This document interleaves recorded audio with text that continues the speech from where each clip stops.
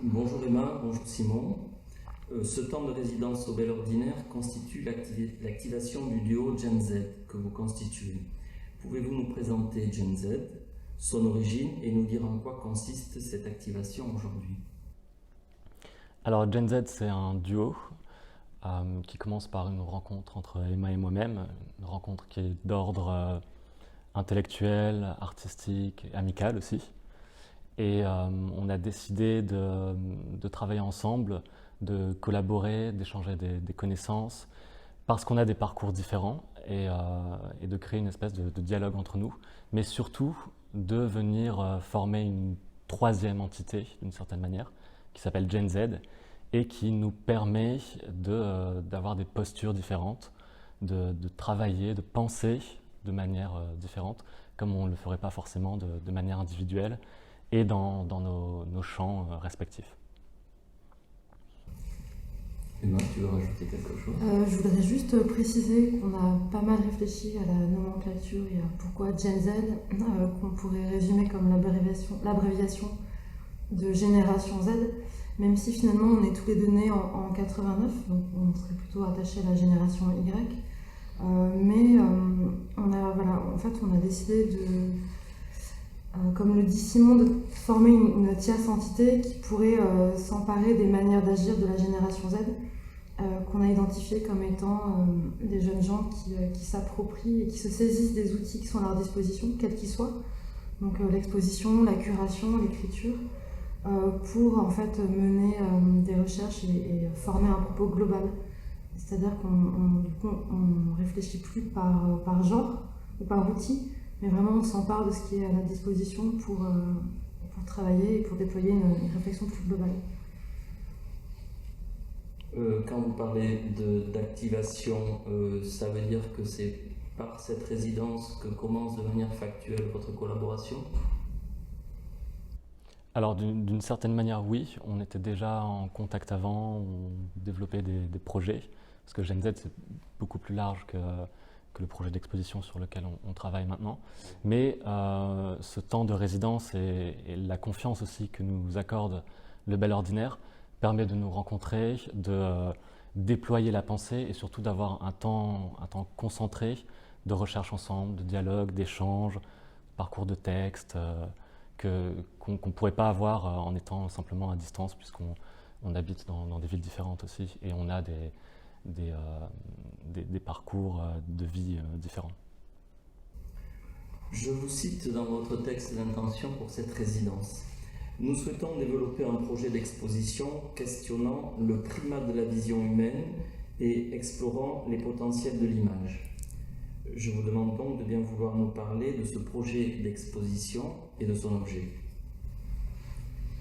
Alors c'est un projet global qu'on a intitulé Outremonde pour l'instant, Outremonde étant une référence à un texte de Don DeLillo, écrivain américain, dans lequel il vient parler d'une image qui grouille de points de réalité et du basculement derrière l'image en passant sous ces petits points grouillants.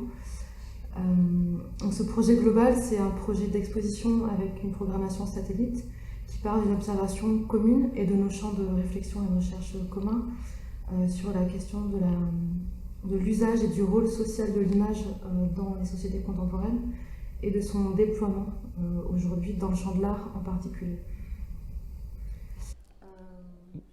Et aussi plus largement de la vision et de la manière dont le regard humain est fabriqué, que ce soit de manière culturelle, politique ou technologique, exactement. Et ce qu'on aimerait aussi à travers ce projet, c'est explorer d'autres manières de voir, d'autres points de vue, qui soient non humains. Donc ça peut passer par une vision, la vision depuis un point de vue animal ou machinique ou même depuis un virus. Et c'est donc une manière de se décentrer par rapport à notre propre point de vue et de venir explorer d'autres territoires, d'autres imaginaires. C'est une exposition qui sera collective? C'est une exposition qui sera collective. Actuellement, on est en stade de réflexion et de recherche. Il y aurait 13 artistes tous nés avant 1979.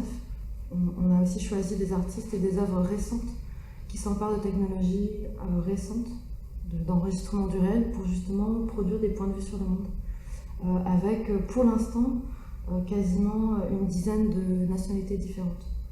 Donc on essaye vraiment d'avoir un espèce de panel, de panorama aussi de la création qui pourrait traiter de ce questionnement de comment aujourd'hui on forme des images et des nouveaux imaginaires, alors que les outils technologiques finalement recentrent de plus en plus la vision humaine et permettent de voir l'invisible mais sans forcément raconter de nouvelles histoires. Donc voilà, on pose aussi cette question d'articulation entre est-ce que ces nouvelles images peuvent aussi nous aider en tant qu'être humain à nous raconter de nouvelles histoires pour vivre différemment avec notre environnement. Et donc ça, c'est aussi des questions qu'on aborde peut-être moins frontalement dans l'exposition, mais qui vont questionner le réchauffement climatique notamment, ou la transformation de notre environnement par nos activités économiques. Donc de nouveaux récits pourraient peut-être nous permettre, en tout cas les nouvelles générations, à produire une nouvelle forme d'être au monde par rapport à la Terre. Donc les nouveaux récits pourraient peut-être permettre aux jeunes générations de réfléchir à comment habiter la Terre différemment et s'en emparer différemment. Alors si on revient à votre résidence, qui est le temps 1 de ce processus, ou votre première résidence qui concerne ce processus de création qui nous amènera à l'exposition, quel est votre programme? Qu'est-ce que vous faites pendant cette semaine de résidence? Alors déjà, on a commencé par beaucoup discuter, mettre au point des méthodologies de travail en tant que duo, ce qui est pas forcément évident tout de suite. C'est vraiment une question de dialogue, de mettre en place des outils communs, de trouver aussi des terrains d'entente ou plus largement de se faire une espèce de ping-pong comme ça. Et notre forme de travail pendant la résidence, ça passe par l'arpentage de textes notamment, donc des textes théoriques qui peuvent être aussi littéraires ou autres. Et on s'est d'abord emparé aussi des œuvres en essayant de décrire le projet de l'exposition en faisant dialoguer les œuvres. Et à partir de cette articulation entre les œuvres, mais aussi l'espace, puisqu'on est aussi dans un temps de repérage, on est venu sur les lieux, on a essayé de prendre aussi toute la mesure de l'espace Le Bel Ordinaire.